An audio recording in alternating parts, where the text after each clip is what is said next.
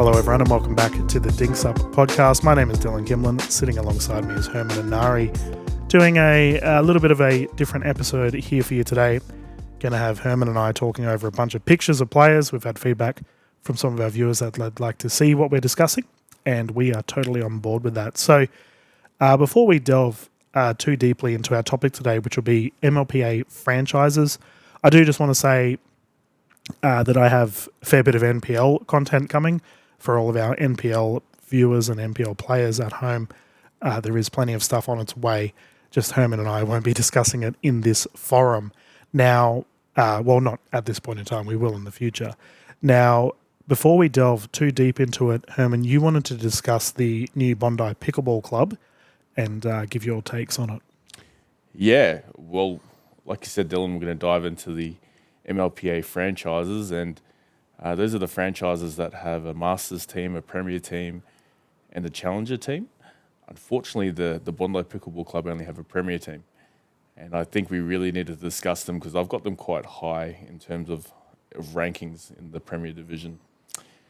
So the Bondi Pickleball Club have actually replaced the Fast Fours, haven't they? Well, Captain George Wall has moved from the Fast Fours across to the Brisbane Breakers, replacing Ludovika Shaki. Shaki, by the way, viewers at home, I did have a bit of a chat to her about it. Sounds like it was more or less her decision, pursuing her business with her paddle company and looking at playing opportunities elsewhere. So as a result, the Fast Fours I have mentioned in the past, I think it was a very hard team to market, Herman. Like, you look at it, like, what is a Fast Four? I think of fast food when I hear that name.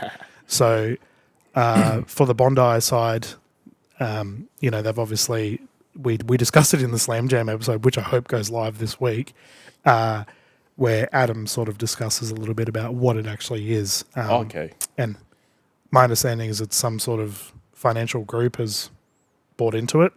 That's allegedly. I don't know the actual behind the scenes stuff on that. But as a result, Fast Fours were removed and Bondi was brought in. That makes a lot of sense because the Fast Fours didn't actually have a home ground, did they? Well, I mean, to be fair, a lot of teams, have we played in Perth yet? No, but what I mean is at least the Western Vipers, we know they're from the West, from Western Australia, whereas the Fast Fours, I just assumed they were from Holland Park because I saw them there all the time. Yeah, good old Holland Park. But yeah, no, with the Bondi Pickleball Club, I think they're a good inclusion. My only thing, and I just want to get this off my chest straight away, they're the Bondi Pickleball Club. Let's not start calling them BPC. To me, there's only one BPC, and it's definitely not in New South Wales. Yeah, good point. But hey, what a great inaugural captain to have in Rose Van Rijk. Yeah, we should probably say there's probably viewers at home wondering what on earth you're referring to for BPC. That's Brisbane Pickleball Club for you all at home. Rose Van Rijk, obviously, since she started her career, or her pickleball career here in Australia, I remember commentating her in Queensland Pickleball Championships a couple of years ago, and I was like, okay, she's going to be a superstar. You're right, Herman, and I think she does have leadership qualities as well, and it'd be really interesting to see how she goes about bringing this team on. Yeah. So in the first round, she had a middle round pick. She took Paula Palau, who I believe was classified as an other regional pick. Yep. Really high duper. I believe she's got main draw experience over in America. And I thought that was a really good pick. She picked her women's doubles partner straight off the bat. But for me, one of the steals of the draft was her second round pick, Rob Cassidy. Yep. I couldn't believe he was still there middle of the second. I think everyone in unison was. I remember I did the live draft coverage with Adam Hall on the Slam Jam page, and as soon as Rob's name came up, I was like, so Bondi went from like a good team to like, okay, these guys are a contending team. That's right. With that name getting pulled out. Yeah, and I think they actually may have played together last season with Rob. I think he may have filled in for Melbourne at one stage. Yep. So you've already got that on-court chemistry that you hope will translate to the season 1 2025. And then they rounded out their draft by picking Maya Patel, who I believe has experience playing against like the top players in Australia in those tournaments over in India and and other parts of Asia. For me, they're a really good all-round team. Just looking at their dupers, I had a look at some stats, and the ranking by men's doubles duper, like the average doubles duper, Bondi Pickleball Club are ranked number 1. So Mayor Patel and Rob Cassidy, the average duper is ranked first overall compared to the field. And then overall as a team, the average doubles duper is ranked number 1 as well. But you've nailed it. Like, that's great stats. And is that across both gender and mix, or just the general? So that's for all four. In women's doubles, they're actually ranked second behind the Glory. Geez. So overall, theoretically, they would have to be the number 1 seeded team if you're looking at it from numbers. This is the kicker, mate. Even singles, they've got the highest average singles duper. Okay. That is some amazing stats, Herman. I'm so glad you're diving into the stats world. So on that note, now that everyone knows this, a little bit of pressure on Rose for her team to perform. But, if we look at teams in the past historically that on paper are amazing. Yeah. Like I think of like a Sydney Smash or something like that. Didn't necessarily do as well as they may have. Do you foresee something like that happening with Rose's team? No, and I'll tell you why. When you bring in someone like Rob Cassidy, who has experience at the challenger level in America, like this, he'll walk into this comp and sort of be able to have that experience translate at this level. I don't foresee any sort of issues with them being targeted because they're, the clear favourites. I just expect them to go about their business. I mean, how many comps do you reckon Rose has rocked up and been the favourite in, and she's gone on to win it? Yep. I think there's been a few.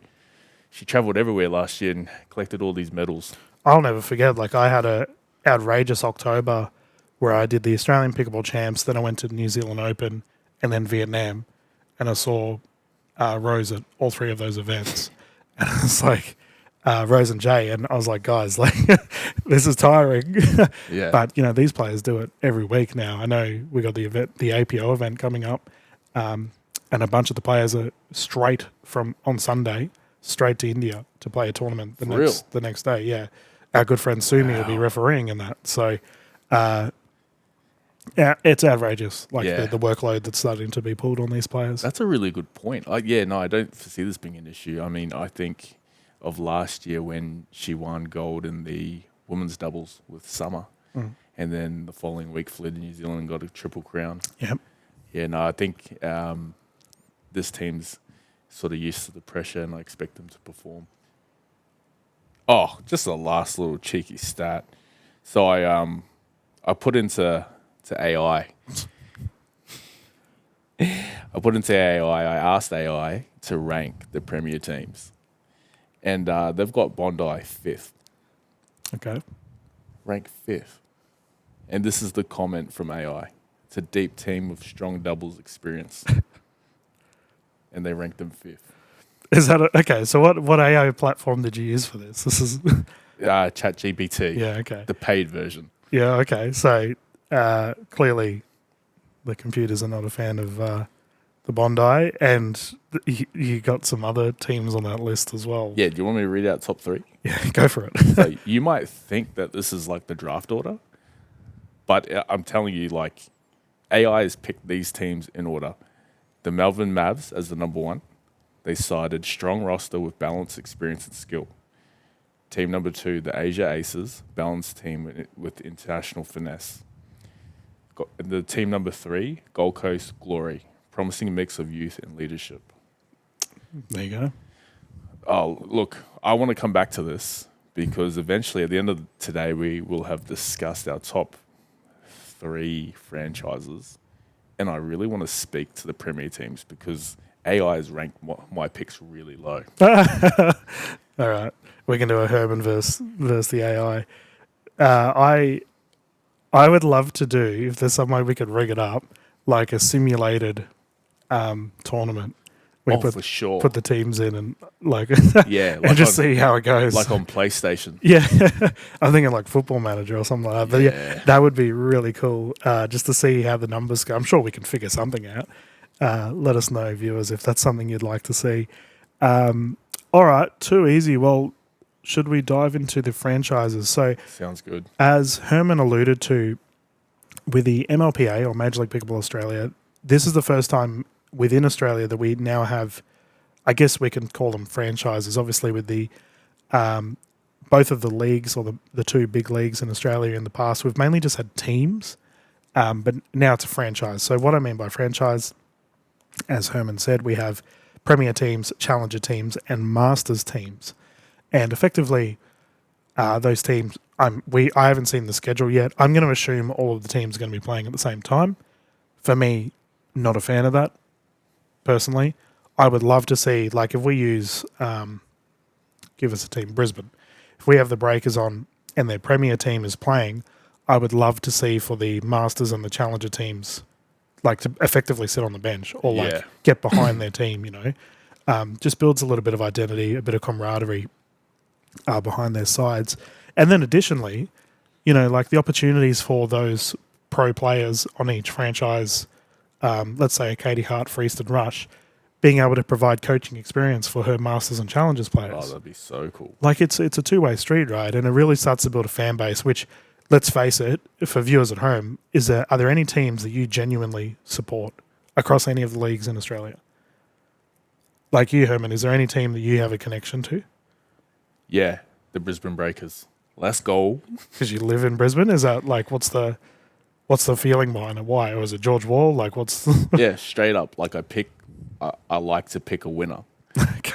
So you like the team. All right, fair enough. I like the team. Whereas, like, you know, like if we talk about the AFL or NRL or NBA, most people, like, you pick a team. I know what you mean. You pick a team from a young age and you stick with that team, even if it causes you heartache week in and week out, like my Miami Dolphins. But that's not a conversation for today.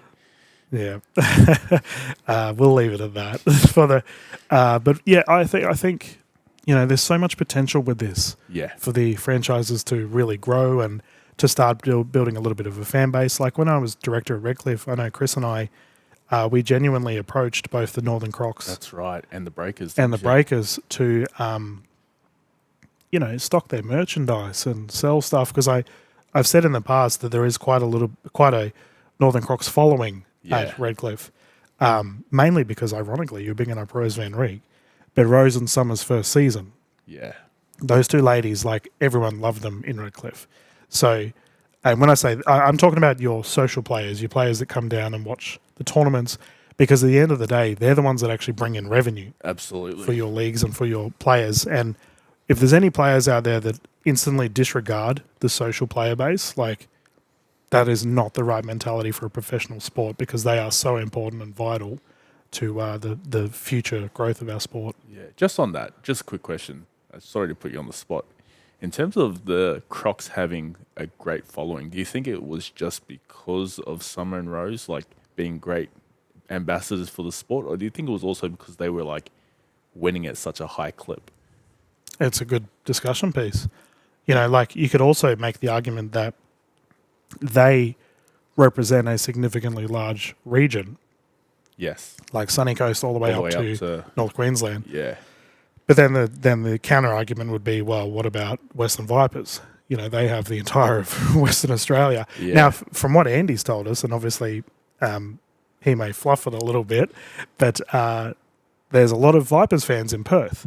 And when the PPA MLPA format goes to Perth this year, that's going to be really exciting. Like, I want to see fortresses. Like, I want to see hometowns have a hometown advantage. Home teams have a hometown advantage. So, is it because of form? Perhaps. I definitely think it plays into it.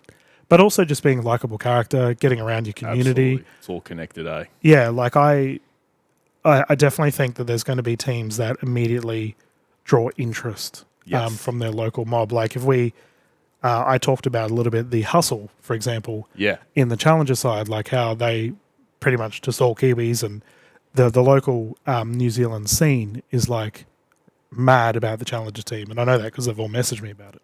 So it's a good example. Like I think form plays a part of it, but actually having representation from that region is also relevant. And that's where I think, like I said, like we said on the last podcast to our 3 viewers or listeners, the MLPA nailed it in terms of their selection of captains.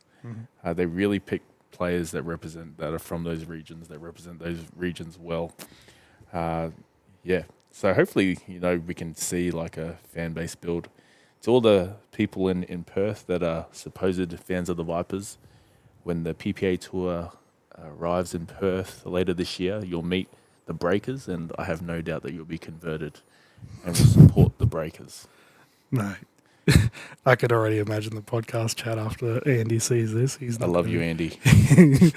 Who's currently playing in the AO event. Yeah. Let's touch on that actually very briefly. Let's do it. Let's just talk about Andy's team because Sure. he has a pretty crazy good team. What was it? It's like more or less just the Northern Crocs. It's the Northern Crocs plus Andy. Plus Andy. So they mustn't have been able to get a hold of Kyle. And there's like, oh, Kyle's not available. Can we just, Horridge, can you jump in? Yep. And he's obviously said yes. So I've heard, or I think he threw it up in the chat that that Harsh isn't going to be playing. Yep. And so he's had Aaron Blitz come in and replace Harsh Meta. So that'll be the doubles pairing in men's. Who's the ladies? Summer and Andy D. Can we talk about that? That's 4 MLPA captains. Bruh. Yeah, it's like the Avengers of pickleball. That's crazy. You've got Andy and Aaron, Summer and Ant. Yeah, that's unreal. Yep. Oh well, I think you get that level of talent when you play for 100K. Yeah, it's it should be on TV either today or tomorrow. On that note, viewers, if I bring it up for you, it will be live streamed apparently. So I'll just bring up the message. Because I also want to tune in and watch. Yeah. So we're not sure if they drafted the teams, hey, or if these teams were just sort of put together. Yeah, that's probably an Andy question. He could probably answer that. Yeah, we don't have that info. But I'll tell you straight up, Andy doesn't give us anything. he must have signed an NDA because he doesn't tell us nothing, and I respect that. Yeah, that's right. The only reason I bring that up is because, man, these teams are like, I feel like they're very evenly matched, which makes it like a very exciting prospect to watch. Some of these teams are outrageous. Like I'm just having a look. My goodness. But yeah, it's like Hall of Fame level. Yeah. It's like the All-Stars. For real. It's like All-Star weekend. Yeah. Yeah, it is, eh? Can I just say how nice it is to be able to have NPL and MLPA players playing together? Talk about it, man. Talk about it. Oh man, I know the players want it. Yeah, and it's nice. It's a good fuzzy feeling we're getting seeing these amazing teams go head to head. But we can discuss AO next episode, maybe. Maybe. So let's delve into our franchises. So the way we're going to do this, viewers at home, is we're effectively going to have the teams pop up on your screen and then just go through and have a general discussion. Herman's got his top 3 as well. And Herman's also going to sort of, I guess, touch on the premier draft aspects of each team as we go along. Now, we're not going to do this in any particular order. It's more or less whichever teams I've pulled up first. So we just talked about Andy Dikasavjevic and her side, the Northern Crocs. So we will get started with their team. So I'll go through and list the names. So we've got Dikasavjevic, the 2 Haas's, and Willie Chung for the Premier. For Challenger, we have Captain Leona Quinn is playing with Ellen McDonough, Leona's partner Tan, and Hamish Bartos. And for the Northern Crocs Masters side, we have Gordon Watson, Naomi Amakawa, Anita Smith, and Jason Kerr, who, let me say, those Masters Crocs were very vocal on our last episode. It's good to see. What are your thoughts on the Crocs overall, Herman? Well, I know this is a random sort of pick if you bring up the Crocs first, because the Crocs are, to me, one of the top 3 franchises. Okay. Head to toe. So I feel really good about, saying that because, when you look at their Masters team, very solid. They've got a really good women's doubles duo there. Jason Kerr has said publicly that he's coming back better than he was in 2023. Yep. Which tells me that they're going to do really well. When you look at their challenger team, again, alluding to the fact that Leona didn't pick her husband in the first round, went with Alan. You know, could you imagine if he had got snapped up by another team? It would have been an awkward drive to each event. Nonetheless, that tells me that they're there to win.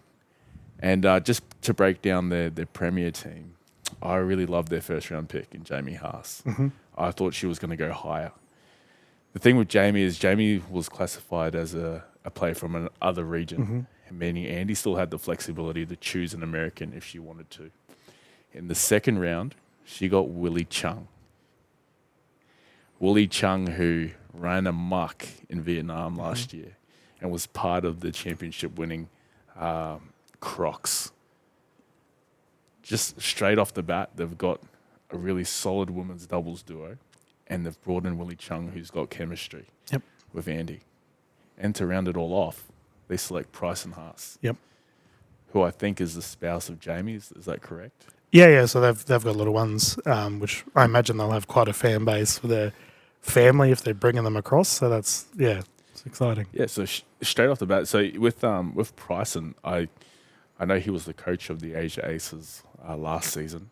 I hope this season he plays with a little bit of a chip on his shoulder, because I'm sure he was sitting out last season coaching and probably thinking, I could probably play. I have no doubt he can. He played well in the PPA events. Yep. I hope he comes out and kills it. To me, this team is really good, and they're going to be really good really early. Yep. I expect good results in the first event. Given the on-court chemistry, you have Jamie and Bryson, and also Willie and Andy. Yeah, so to me, in every level, they're going to finish really high. Yep. So when we talk about like the top organizations, I want you to think about like each division being allocated like an amount of points for the place that you finish. So say if you finish first, you get 800 points, and if you finish last, you get 100 points. Well, let's just do 3, 2, 1. 3, 2, 1. Easy. Yeah. So easy. Yeah. Yeah. To me, with this franchise, I think there'll be high finishes across the board. Yep. Do you have any thoughts on the Crocs? I agree with just about everything you've said regarding the Premier side. I said on the Slam Jam episode that the Crocs are a known quantity. Yeah. And that's why we probably are, I don't want to say biased, but we know them. Now, there's probably international viewers watching that, we might not necessarily have deep information regarding some of the other players, which are like, come on, you got to show them respect. It's just simply that we haven't seen them play, and no doubt our opinions will change. That's right. Throughout the courses. But they're a known quantity, and as such, we know that they're all good. I think Andy D, this is something we haven't talked about, it's her first season as captain. I think she has great leadership qualities and will no doubt lead this team. This team's going to be so chill. Like all four of them are super relaxed, very calm on the court. And Willie, to me, he's the igniter. He'll pop off. So they're exciting. The challenger team, in a similar light, they've got Hamish coming in, who I think will be that. He'll follow the same role as Willie, because Leona and Tan very consistent. Well, Tan, when Tan's on, he is very hard to beat. He's just got to consistently try to be at that level. Ellen had an incredible 2024. Yeah. And I know she will continue that form. Awesome to see Leona in the captain's seat. She's been a stalwart for the Australian pickleball scene for a long time. So awesome selection there. And for the Masters, I was a little bit, in the last episode I said it comes down to whether Jason performs. Yeah. Now he's backed himself. That's good. I have full faith in Gordo. And the two ladies are very solid, Naomi and Anita. So I can understand everything you're saying. I don't disagree with it. Yeah, I think just the other thing I want to touch on in terms of the Premier draft, when you're drafting a team, this is probably like the first opportunity to get a competitive advantage against every other team. I think if you rock up to the first scheduled event looking for an advantage, you're probably behind the eight ball. I just want to address the fact that Jamie and Price and Haas, they live in Hawaii, Mm-hmm. which is in the US, but they've been classified in the other regions. Yep.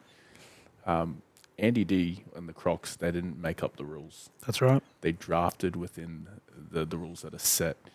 And when you're playing for serious prize money, you want every competitive advantage you can get. So I really tip my cap off to the Crocs in the way that they drafted.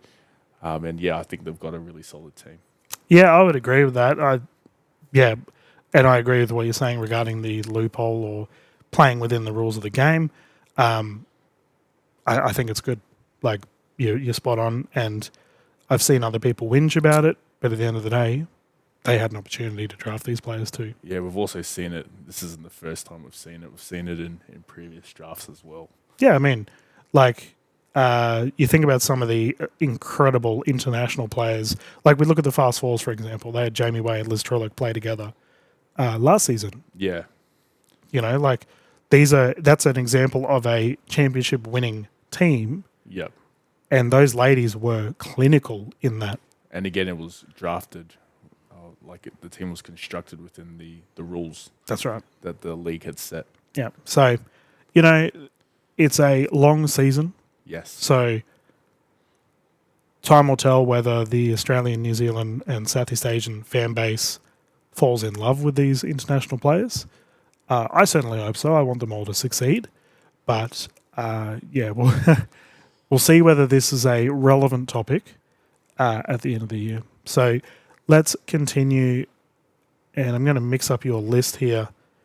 And we're going to talk about the Gold Coast Glory now. Herman, we have the captain of the Premier side, Sarah Burr, with Thadia Locke. She's got Kapadia and Ruya as their gentlemen. For the Challenger side, we then have Jess Hughes, Daniel Fogel-Kulich, Kuznetsov, and Patterson rolling that out. And then for the Master side, Martin Clark captaining. He picked Terry Robson, Annalise Bolden, and Darrett Gooch. Yeah, I think this is a franchise or organisation that are going to do really well at each competition. I think when we look at the Premier draft, Sarah, or the Glory rather, had the third overall pick. I'm sure they were crossing their fingers hoping that Nicola would be there at 3. Mm-hmm. She wasn't. And so for me, I think this was the right pick. I'm sure she was considering either Jamie Haas or Thadia Locke.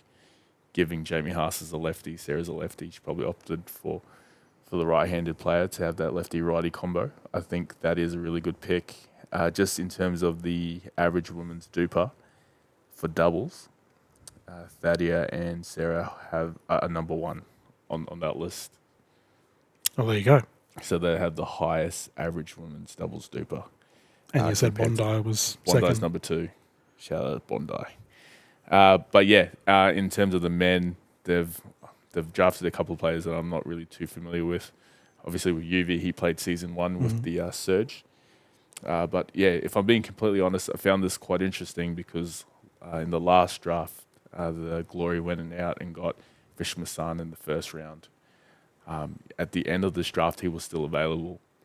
I can't really speak as to why he wasn't drafted. But I'm excited to see what the Glory do here. It's my understanding that the 2 male players picked sort of live close together, so there'll be an opportunity for them to train together.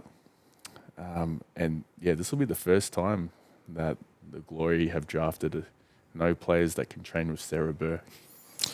Well, and that's probably why in the, news cycle, the 2 of the most talked about things are the Crocs and the Glory. Crocs because they had the other picks. Yep. And the Glory because they didn't use any of their international picks. They US picks, sorry. They only used one of their others and 2 of their APAC picks. Now, there was a little bit of heated discussion regarding the APAC pick because the APAC covered a large chunk of Asia as well as and India. And the Indian player base at the moment is just incredible. Yeah. So, Sarah, once again, talking about the logic of the loophole, she backed the 2 gentlemen to, drill together and play together. Yep. I do know that Adam talked in length with Sarah regarding this, asked her some probing questions, and she's backed her side. This is another case of we will see how this goes. Yeah. If this works out really well, Sarah's a genius. If it doesn't, I don't know if there's going to be many people that are lenient with their criticism. Yeah, I think their women's doubles are going to be really good. The question for me would be how their men's doubles look compared to the field. I think if Yuvi can play and find form like he did when he played with Kyle Yates, I think they'll be really good. But also, just in terms of the context of the draft, this was the 3rd overall pick. Mm-hmm. And so what we see is Thadia, who's from a different region, get picked. This is going to be the first non-APAC female taken in the first round, and she's the first of many. Yep. And you can only think that the absence of players like Summer Delabona, Hayat, Townsend, and Tarulja have led to like this trend of drafting overseas females early. Look, Thadia is amazing. I wasn't surprised at all that she was top 3. Like I thought, in no given order, Locke, Haas, I thought Skuman would go pretty high. Yeah. These players, actually thought Rob Cassidy would go way higher than he did. Yeah. These are players, especially when we look at Haas, Locke, and Cassidy, they're all elite international players. Now, Haas and Locke are considered as other picks. Cassidy was considered as an American pick. And I guess that's a common theme that we're going to hear with a lot of these teams is that there is the international aspect in play, and that's why there is quite a fair amount of, I guess, disgruntlement from the Australian and New Zealand fan base just on that exact topic. Now, once again, big prize money on board. Yeah. And I think this is something that we need to just take a step back and breathe. If we look at every other sport, soccer, for example, or the NBA, there's players all over the place that are from different countries that play in one spot. And as a result, Sarah's obviously gunning for that prize money. She's drafted players that are not from Australia, but she obviously thinks it's the winning formula. Yeah. And you have to respect it at the end of the day. She's got little ones, and they've got a family. She's got to provide for a family at the end of the day. It's what it is. So I can understand the controversy. I can understand why people are a bit grumpy. But once again, it's about money. People need to start treating, especially professional pickleball, we need to start treating this like a business. It's no longer just rec play. Right. Yeah, and, to be fair, winning solves all the issues. Mm-hmm. Winning solves all the issues. Not wrong. So we will move on from those guys and discuss the Challenger and Masters sides overall. Now, we've obviously done our last episode. We went into length regarding these two sides already. We won't delve too deeply into it. Yeah. But as an overall franchise, I thought the Challenger side is very solid. And the Masters, to me, I've backed them as the number one. They're really good, eh? I backed the Masters as the number one. Glory is the number one Masters side. So for we'll do an overall feel of the team. How do you feel about the Glory? Like overall as a franchise. I have them just outside the top 3. Okay, so, that's fair. Full disclosure, I didn't want to pick 4 teams because then that's picking half of the available teams to be picked. So I told myself it has to be a top 3, and you know what? I could only pick one Gold Coast based team. Oh, so the other one got picked, eh? Yeah. Well, let's. We won't discuss the Rush for now, but that's good to know about the Glory overall, and hopefully their team does well. Yeah, and this is easily a franchise that could be top 3. Yeah, I could absolutely be wrong. And what we're going to do, by the way, viewers at home, is at the end of the season, we're going to do a franchise ladder. Yeah. And if my top 3 picks aren't picked, you won't see me on that episode. We will. That is something I want to do though, as a franchise ladder overall. Yeah, And maybe that's something we can do as the season goes on. absolutely. I don't know. For all I know, Major League are going to do that anyway. When I'm in APO, I'll try and find that out for you viewers. But let's move across the ditch. We're going to cover the hustle. So, the hustle obviously had a captain change from Matt Carter, who has been replaced by Kyle Watnell. I was very fortunate enough to do an episode with Matt and Adam and Colin last week or 2 weeks ago now, and we went into length regarding the MLPA side of things as Matt has transitioned to NPL. He gives some great insights. Check out the pod. Yeah. Shout out to the Slam Jam guys. So that was very interesting. Kyle Watnell coming across. Kyle's a great guy. It's good to see him in a captaincy role, and he's drafted Michelle Esquivel, Talia Saunders, and he's got a gentleman by the name of, or last name of, Naray Annan playing for the 4th spot. So that's the Hustle Premier side. For the Challenger side, we have Nari, as well as, is it Nalu? Nari Nalu? Nalu, there you go. Olivia Risby, Will Dewhurst, and Jose Delegado. And then for the Hustles Masters side, we have Captain Shane Wilson has drafted Damon Curtis, Justine Delport, and Goretti Suwa. So, thoughts overall from the Premier aspect of things? Yeah, in terms of the Premier, I don't know too much about who was drafted. Obviously know Michelle because she was drafted last draft. I thought she was going to go higher. Okay. Then I didn't think she would be available for Kyle and the Hustle to pick at 9. In chatting with Andy during the week, I was trying to tell him to take Michelle. but he didn't listen, and that's all right. And Mihai instead. So. Yeah, which is also a great pick. But no, I thought the Hustle got a steal with Michelle in the first round. Again, someone who's got experience at the challenger level in America, and she also has experience in the challenger level here in Australia. Clearly likes or like coming down these ways, this part of the world, and yeah, she's partners with Rob Cassidy. Yeah. So the dynamic duo. So obviously, those two both getting drafted, to me, it's similar to Jamie and Bryson, right? Like it's a good thing to see them both coming across. Yeah, it's just positive. Could you imagine if they were allowed to be on the same MLP team? It would have been disgusting. Well, game over. That is a discussion piece because Jamie and Bryson were both others. Michelle and Rob are both listed as American picks.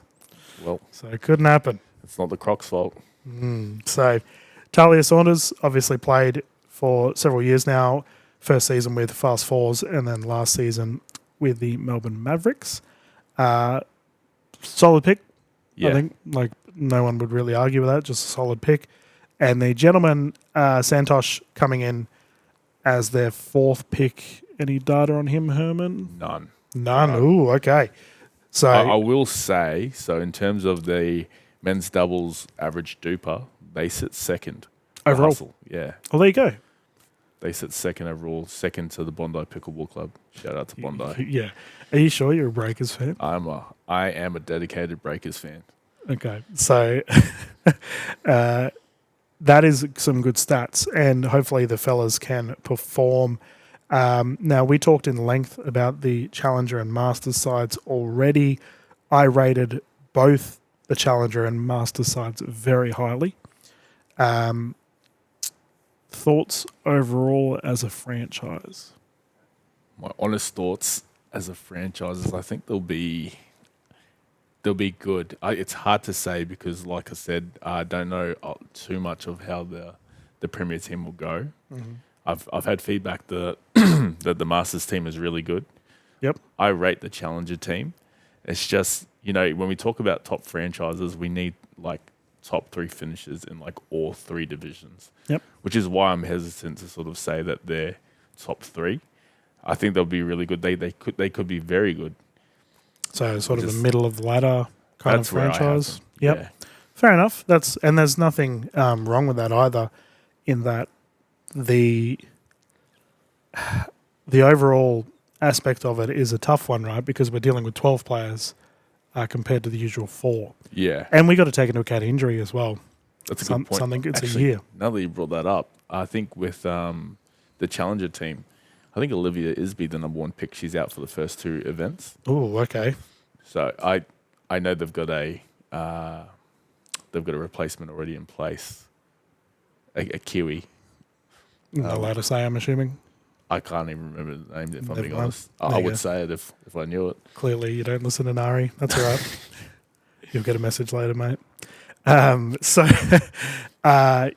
I think that is a fair analysis, and I would love to see.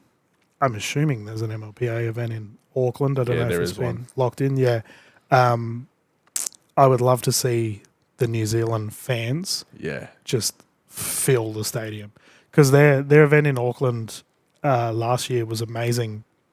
Just the general support for both the Stars and the Hustle was crazy. The players really got it behind it. I am curious why only the Hustle got a franchise and not the Stars. Yeah. We'll leave that at that. Oh, shout out to the Stars. We won't get to discuss them today, but they're gun. They got Laville, Grill, Walker, and Meta. Yep. Yeah, they're going to be a good team. Yeah, they're kind of a dark horse. Yeah. Which is, I'm happy for Jay. Like, 100%. you know, you can have a team that can really make some waves, which is exciting. So we'll stop talking about New Zealanders.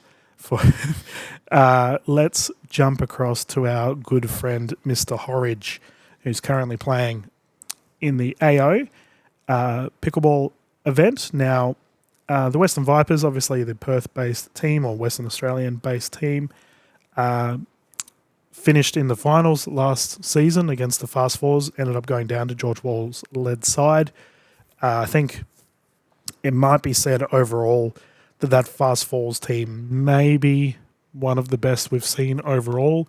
Yeah. The debate could be there whether the Season 1 Northern Crocs would be better. And we're actually going to get into this at a later episode. The Season 1 Crocs versus the Season 2 Fast Fours. We're going to have a discussion of head-to-head, who would win. Hypothetical discussion, obviously. But also a discussion of what season or campaign was more impressive. Yeah, that is a good chat. And what would be good, actually, because there's a high chance, right, that there'll be one of these teams that will just come out and dominate. Yep. So we could do like Season 3. Yeah. That's a good chat coming. I look forward to that one. So for the Vipers, we have for the Premier side, Captain Andy Horridge, drafted Mihei Kwan, Zoe Wheel, and Ryan Henry. They've run it back. For the Challenger side, we have Michael Russ, the OG Viper, is back. He's drafted another A. Horridge. James Wilson from New Zealand and Lizzie Brady also from New Zealand. And then the Vipers Masters side, Captain Angela has backed Tony Field, Liz Hyland, and Chris Pascoe. Thoughts on their Premier side? Yeah, I thought it was a good draft by our friend Andy. He had the 5th overall pick. I was wondering which way he might go, whether he would go for an international female straight off the bat. He chose to go for an APAC female, which is a pretty smart draft strategy because then you then have the flexibility to sort of draft whoever you like in the 2nd and 3rd round. He drafted Mihei. I was trying to tell him to draft either Michelle or B. Massey. And you've seen the messages. I was trying to tell him to draft B. Massey. But Mihei's a really good pick too. She played a little bit of MLPA last season, so she's got the experience, sort of knows the format. And he picked up Zoe Wheel. Wow. Yeah, I've got to have a look at the pronunciation aspect of it. But she has the highest. She has the highest duper. Yes. Doubles duper, which would tell you that Mr. Horridge drafted really well. According to AI? According to AI. And in the last round, look, we're going to take you behind the curtain a little bit. We're all mature here. We only have 3 viewers or listeners. You keep saying that, mate. I don't know. Add a couple zeros behind that. Maybe. Well, I want to tell you a story as to what we call Ryan Henry, because in our group chat, we don't call him that. Don't get us cancelled. Look, go for it. We're all mature here. So last season, the Vipers, Ryan Henry and Andy Horridge played for the Vipers. and they had a teammate who referred to Ryan Henry as daddy. Like on the court, it'd be like, I won't. You could say it, I won't mate. put an accent on, but they'd be like, go daddy. Yeah. And Harvey would say it with way more enthusiasm. Yeah, look, I'm not about to call another grown man daddy on this podcast. So when the last round came, the last round of the draft came around, Andy doesn't tell us anything. Like, he's actually a really good ambassador for Pickleball. He doesn't tell us anything. Yeah, no, he's good. So, like, we're all in the group chat like, man, it must be like Rob Sterling or Ryan Henry. Keep in mind, we didn't say Ryan Henry. We used the word daddy. And so when Sanj announces the pick, Andy then messages our chat saying, running it back with daddy. Yeah. You know what's crazy? They kind of look alike. Oh, bruh. Like, I've got the pictures up on the screen. Bruh. I'm just going to leave that there, viewers. Just have a look at those two. Andy's going to hate us. But no, Ryan, obviously, solid pick as well. They're running it back. GoDaddy, as we now know him as. Ryan's probably going to despise that nickname as well. But, like, so from a drafting standpoint, I thought it was quite smart when I looked at the team he had drafted and sort of the numbers behind it. This team has the second highest average singles duper. Yep. And then in terms of the women's doubles, they're ranked third by average duper. And third behind Glory and Bondi. You and your Bondi. No, the reason I bring this up is because their secret to success is the same blueprint as last season. Yeah. Yep. Where you had Shelby Bates and Amelia Schmidt absolutely kill it in women's doubles. I think in the Gold Coast, they didn't lose a game. They were incredible, those two, as a pairing. Yep. So really what they're looking for is they're banking on that first win in the women's doubles. They're looking for a second win, and they know that they can kill it in a Dream Breaker. Yeah, well, you know, the Vipers were the Northern Crocs of Season 1 in that they just dominated the Dream Breakers. Like, they won several against the Smash. Yes, I see what you mean. The Vipers were the Dream Breaker team of last season. Yeah. And yeah, I agree. You know, they've obviously backed themselves again. Like, to me, they're like a scrappy rugby team or a scrappy AFL team. They want to get into that long game where they get into a singles and then whittle you down. Like, now that you put it that way, pretty much what you're just telling me is they're street fighters. Like, they love a scrap on the street.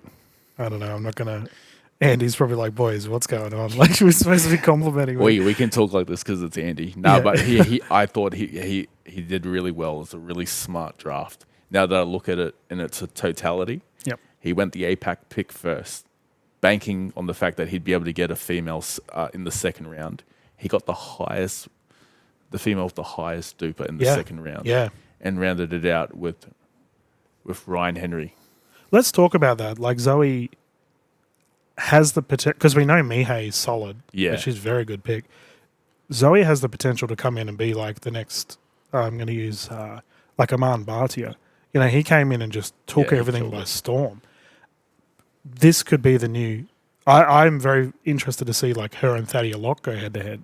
Oh, yeah. You know, like those two ladies, they're both high ranking players from other countries. Yeah, it's an interesting combination, Mihai and Zoe, that's for sure. Yeah. So for the overall franchise, now we discussed already the Masters and Challenges in length in our last episode. General thoughts? I've got the middle of the pack. Middle of the pack? Yep. Yeah. Again, when we discuss the top three, you really need like consistent top three finishes at every division. I think it's definitely possible. I think there's safer picks. That's a reasonable one. Like, I think I'm just looking at the Challenger and Masters side. So in terms of the Masters, I like their team. They're bringing two Gold Coast lads to compete. Yep. I probably just don't know enough about the Challenger team. Yeah, and that's fair. I mean, like, I know the New Zealand players quite well.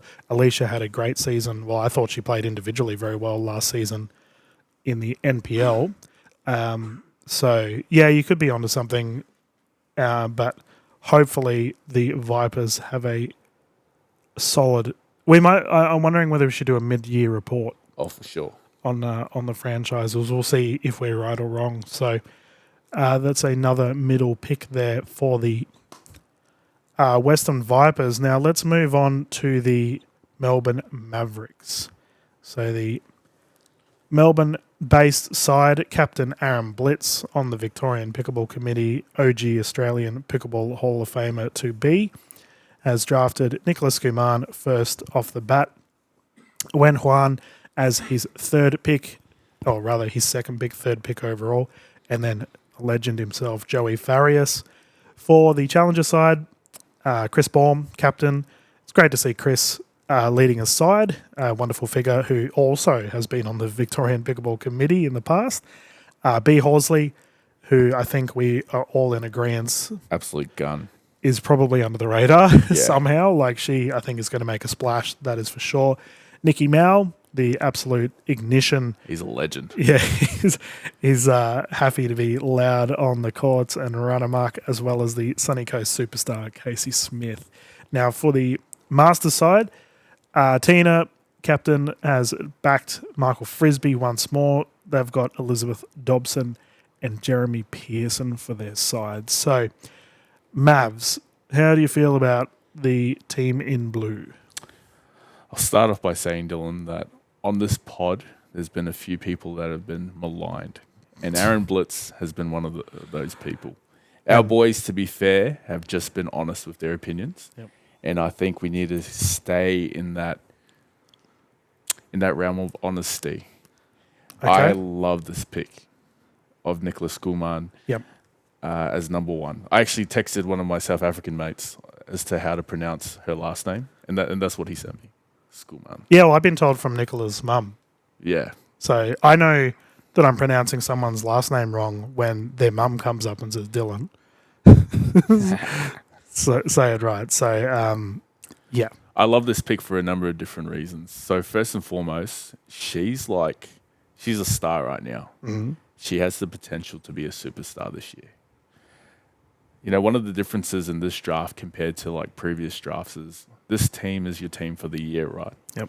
Which means if you pick a player with a high ceiling like Nicola, you have more time for that potential to be realized. She's also a strong left side female who's coming off a campaign with some of the most experienced players in the game. Yep. Namely Lou Shackey and Hall of Famer Kyle Yates. Yeah, well, I'm still blown away, and in the live reaction video, Skuman has now had Yates and now Farias as her mentors. Like, how wild is that? It's just outrageous. Like, she's got quite literally some of the best in the world teaching her, and it does make me wonder, you know, like she's had a fairy tale start to her pickleball career. That's right. And then just, another point in terms of the draft is, again, when you draft a player, you add that player to your team, but you also take that player away from every other team. And so the Mavs drafting Nicola also took Nicola away from the glory. Mm-hmm. And I just want you to think about this, like Nicola and Sarah could have trained together. Yep. And it would have been a scary thought to think what they may have been like maybe 6 months down the line. This is Sydney Smash all over again, season one. We'll never know. Like, picks were deliberately made to, and it was very obvious, to mess around with the Sydney Smash.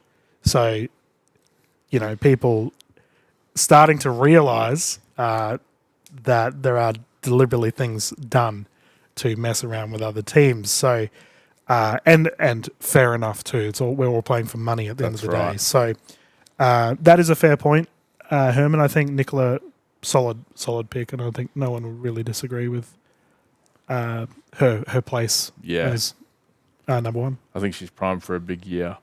And then, like you said, they've got that experienced campaigner. Yep. I don't know too much about the other pick. Yeah, well, this is the exciting stuff, right? In that these newer players coming in, like I still remember, right, when Pei and Yushay Hesh were, you know, they're just names on a draft list. Yeah. Well, Pei was obviously captain, but people are like, oh yeah, who are these guys? I remember at Redcliffe, like my local players, like, who are these guys? I'm like, all right. And then, Pay comes out and absolutely obliterates teams.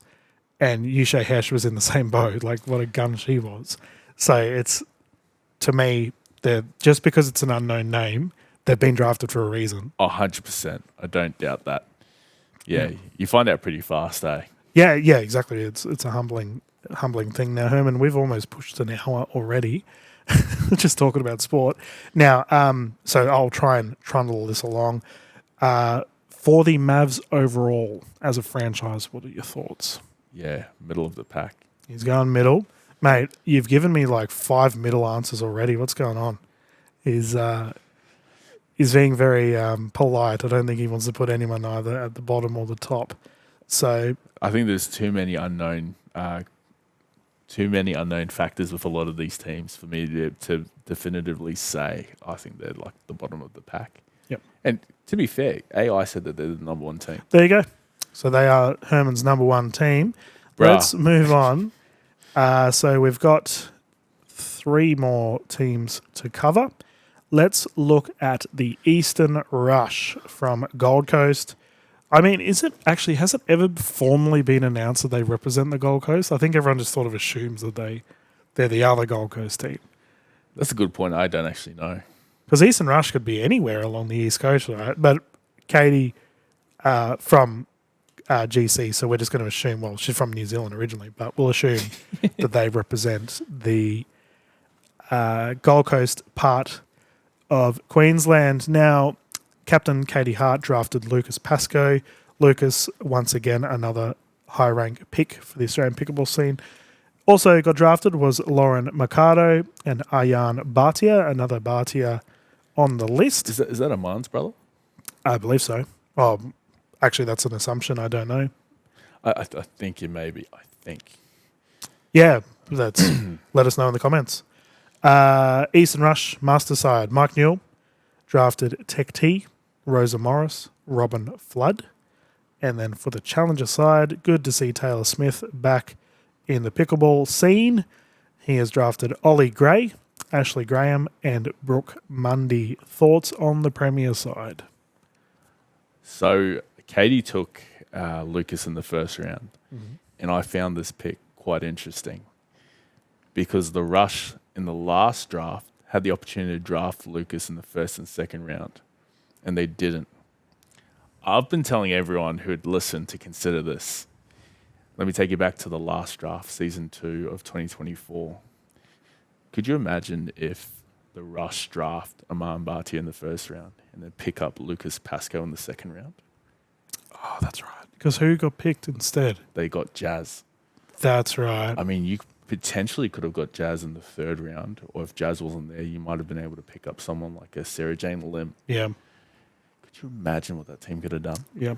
Would have been disgustingly good. Yeah, the Rush are an interesting run. Right? Like season 1, the combination of Katie Hart and Joey Wild. Yeah.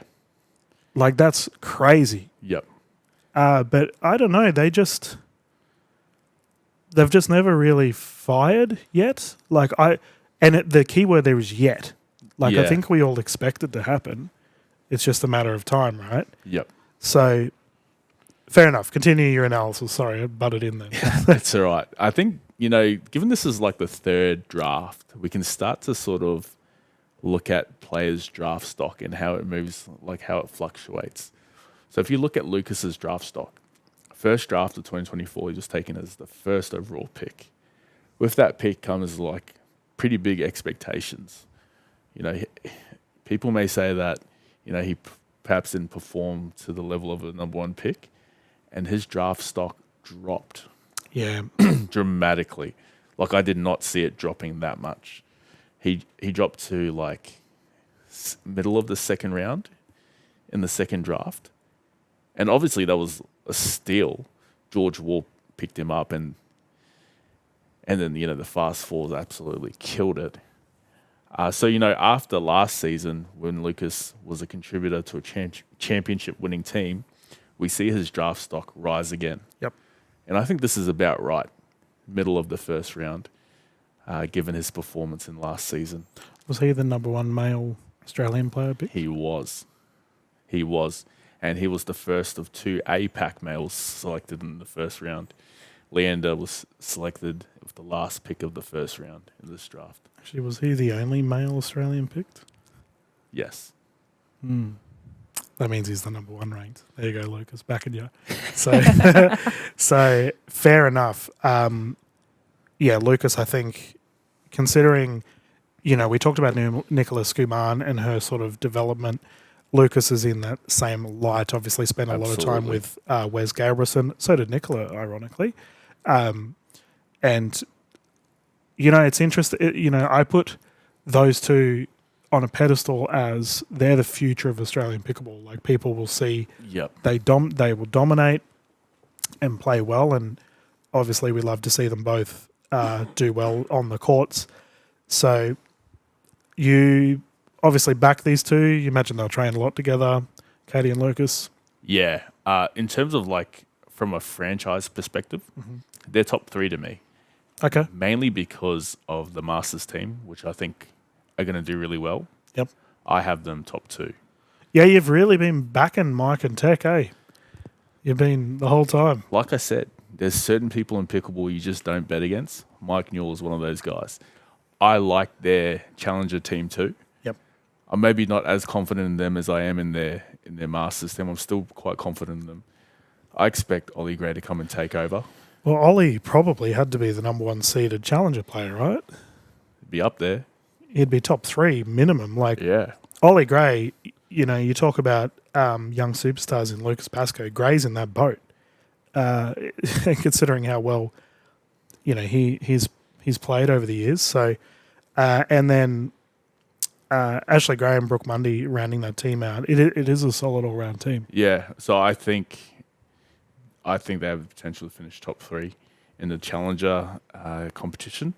My real concern, or I don't want to say concern, but mainly the Premier team. I'm not too sure how they'll go. I think they have some of the biggest upside though. So you just spoke about how Nicola and Lucas are the future of Australian pickleball. Do we know if the future is here, if it's this year? Well, it's a very young team, isn't it, the Rush? And on the topic of Gray, this is his second season representing the Rush. So you're right. So I believe he'd be the only player that has represented both the pro and then a challenger for the franchise. So just saying, in 70 years, when Ollie becomes old enough to become a Masters player, he is a lock for an Eastern Rush Masters captain to do the trifecta, if you will. The Rush are very young. Yeah. As a Premier team. Their entire team, obviously, I'm assuming Mike is coaching them again. So, yeah, what's your thoughts there?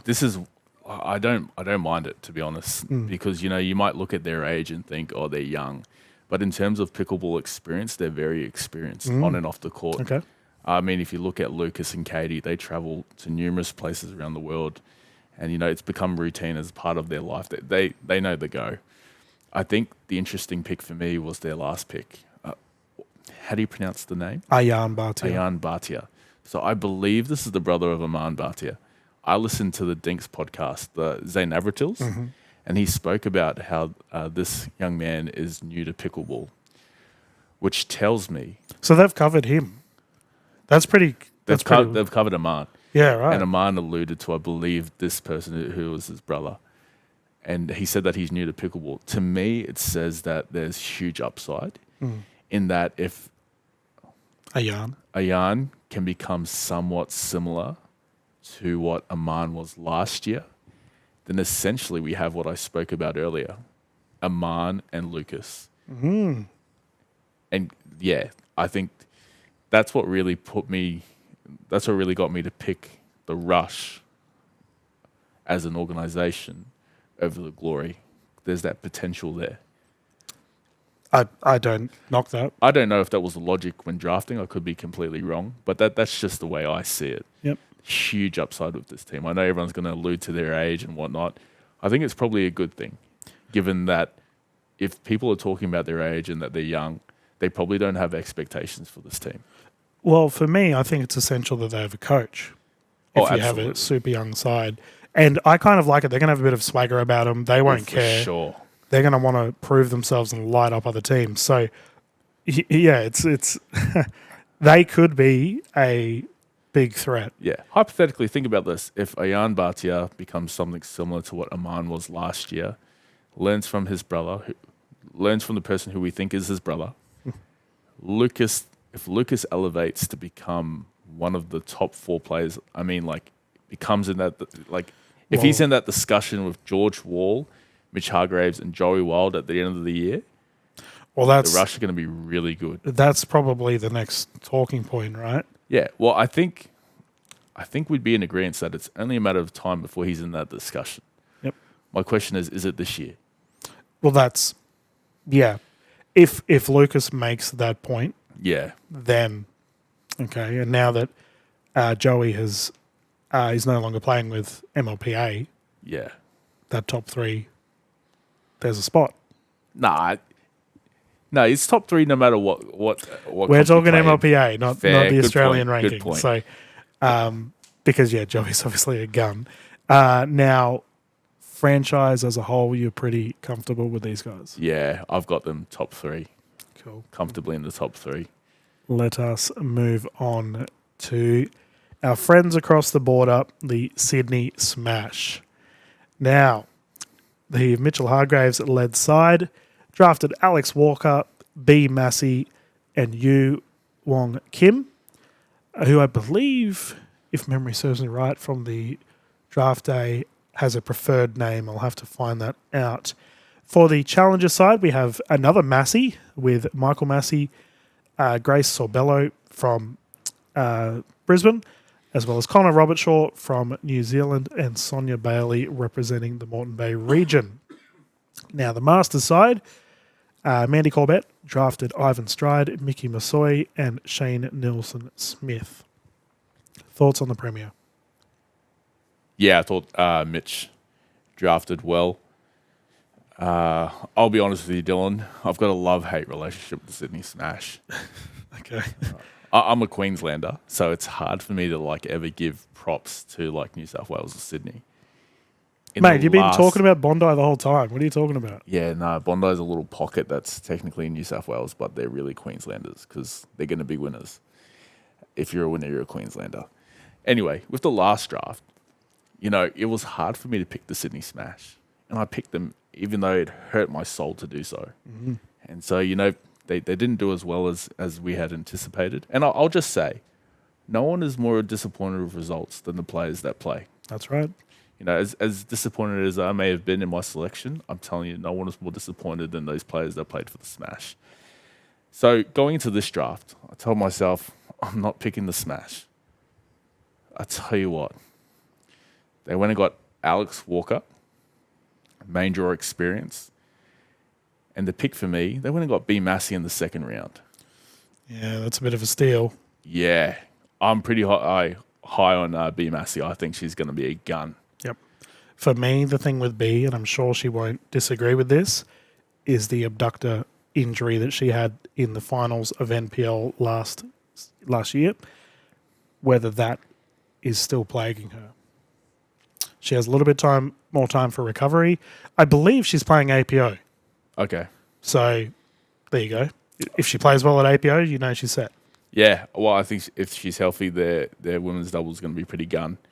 But no, I can see the Sydney Smash doing really well, and I can see them potentially winning one of these comps, something that they didn't do last year.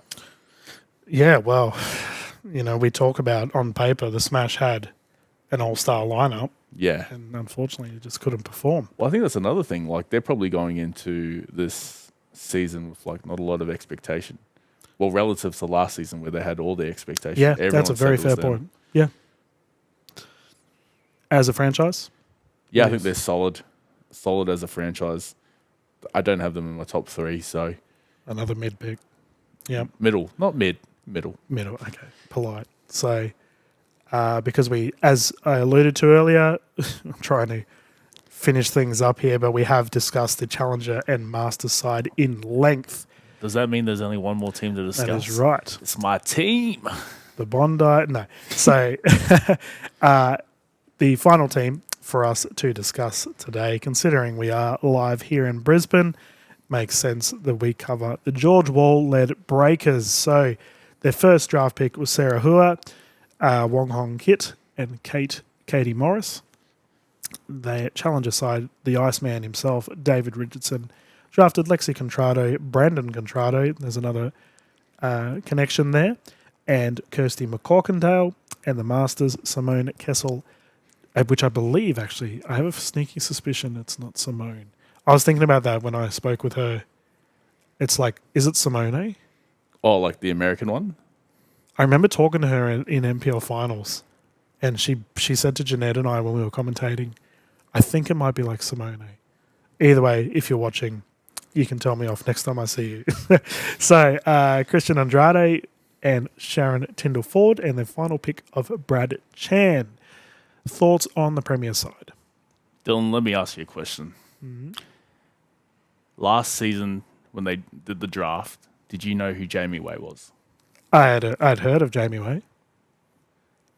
You meant to say no, mate.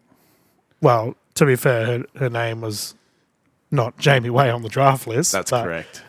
But yeah, go on. I asked that question because when I was watching the draft live, I saw the pick Sarah Hua. Never heard of that name. Is that the pronunciation? I just assumed. Okay. So Yeah. from my ethnic background, that's how we would pronounce. Well, then I'm going to do that. Yeah. No, I don't. Go ask an expert. Yeah. Okay. Then I hear the name Wong Hong Kit. Yep. Never heard it in my life. And then to round it out, I hear Katie Morris. But do you know the one name that I do know? George Wall, the one who drafted all three of them. Mm-hmm. I say that to say this. We go back to people I don't bet against. There's two people who have absolutely dominated the MLPA format. One Summer Delabona and one George Wall. Yep. I don't know if many people know, but I'm pretty sure someone told me that Summer's an accountant. Well, I don't know if she's either an accountant or an architect, one of the two. I have a feeling it's an accountant, but go on, you're doing an analogy, go for it. So she uses a spreadsheet. George Wall, I don't think he's an accountant, but he uses a spreadsheet. I'm just letting you know that there is a direct correlation between using a spreadsheet when you draft and success. Anyway, going back to the Brisbane Breakers. Would you say that George excels at drafting? Bruh. So going back to the Brisbane Breakers, you know, I'm hearing all these names that I don't know. But I know that George Wall knows them. Yep. And George Wall also knows the names that I do know. So when he drafts a player like Sarah Hua, what I was thinking is, okay, he's pretty much telling me that this player is going to be better than whoever I thought should be drafted here. Same thing with Wong Hong Kit. Same thing with Katie Morris. I didn't know who Jamie Way was before she got drafted. I didn't know who Liz Trollock was before she got drafted. That's wild. Liz is a gun. Yeah. Can you believe she was taken in the third round? Yeah, that's considering how she has progressed. Yeah. So I expect something similar, like what I expect out of Mike Newell at the Masters level, I expect out of George Wall. Can I? At the Premier level. Go for it. So you're saying that George, because last season, like he drafted Lucas. Yeah. And then Jamie and Liz, and I'm doing quotation marks of viewers at home, unknown quantities for those in the game, or those not really in the game. George's season 1. Yeah, he took all local players. Yeah. Ollie Gray, Talia Saunders, Mickey Hyatt. Yeah. And they had an okay season. Well, they made one final. They lost final. at Redcliffe. That's right. But I'm pretty sure they're the ones who took out the Crocs in the semi. With Rose with a nearly broken ankle. Hey, look. You're right. You're right. Legit? She could barely walk. Sorry, I had no idea. But no. Still. But it's a fair point. It doesn't matter, right? You play who you're up against. So the point I'm making is George obviously didn't have his season 2 was significantly better than his season 1. Yeah. So you're sort of the way I'm reading your train of thought here is that because of that, he's followed the same recipe for season 3 in drafting players that aren't necessarily from Australia. No. What I'm saying is he's done his research on all players. Okay. Including these players. So when I hear a name like this and I'm not familiar with them, I'm going to give him the benefit of the doubt. I actually went and looked at Serafwa at her Duper and did a little bit of research. She's played main draw. Yep. You know what's funny? She's done a tournament with Jamie Way. Ah, there's a connection. Do wonder if George had a bit of a chat. By the way, I'm just still so sad that, Jamie and Liz and Uche and Pay, like all of these gun ladies are not going to be in this season. They were so entertaining to commentate. But hopefully they'll be replaced by some more fiery characters on court. Do you have any additional info on the Breakers? No, I just expect them to do well. Okay, there you go, George. I can now support my local team wholeheartedly. There we go. When next time Lou sees you, she can whack you around the ear. As the Breakers, the team in purple, will finish us off. Will they have a purple patch of form leading into the season? We will find out. Any final things? I think for the viewers at home, we will do a mid-season report card on the franchises and then maybe an overall ladder. I'll have to talk to the MLPA team to see if that's something that they're also going to do. I would love to see that. Final thoughts? Really excited to see how everything plays out. I know we sit here and we chat about hypotheticals. We talk about, I've mentioned Brisbane many times today, Bondi many times today. We actually really don't know until the matches are played. Yep. I remember a classic example last season. I was pretty high on the Fast Fours, but I wasn't really that high on the Western Vipers. Mm-hmm. And in the first game of Gold Coast, the Vipers absolutely smashed the Fast Fours 3-1. So, I say all that to say this, that anything can happen. And that speaks to the players that have been drafted, but also to the format. It's a really enjoyable watch. Well, did you see the MLP America changes? Yeah, I saw you send something through. No more rally scoring? Yeah, only for Dreambreaker. Now, it's funny because it hasn't gone live yet. Adam, mate, get this episode out. But we do an interview with Joey Wild, and he is not a fan of rally scoring. True. So he'll be seeing this new announcement like, I've left Major League, and then they go and get well, then again, the MLPA may still be rally scoring. What do you say? He'll be crying. Because he says in the interview he's not a fan of rally scoring. Yeah, he'll be crying and wiping his tears of all the money that he's got. No, Joey is a absolute legend. Great ambassador for the game. Very good ambassador for the game. And by the way, Beyond the Court, I don't know if you've read their articles Bro, yet. They really good articles. Yeah. I read the one on the Tennis Australia tournament. Yeah. So informative. That's how I saw the teams. Yeah, I'm happy because Sumi got covered. Yeah. So we have to give a big shout out to those guys. Go and give them a follow and get behind their work. No doubt they will continue to provide excellent coverage as well. I'm loving to see more, I guess, media getting involved within the Australian pickleball scene as well. It's only a matter of time before, we have actual TV shows and stuff getting discussed. Alrighty, guys. Well, we might leave it here, Herman. I think a last sort of thing is... there we go. He's not done. I'm never done. I think in the coming episodes, we'll discuss those hypotheticals, like who would win between Season 1 Crocs, Season 2 Fast Fours. But look out, because we'll also be out with an episode of our pre-season predictions for awards. Awards like Rookie of the Year, Breakout Player of the Year, all that good stuff. Yeah, well, on that note, I did approach several of the big bodies in pickleball to see, hey, is there any awards going on for last season? Nothing. So, I mean, if they want us to do awards for last season, we'll do it. I don't think they want to do it at all. Like, think about this: a first team All-Australian pickleball team. Why is this not? Yeah. Anyway, you're right.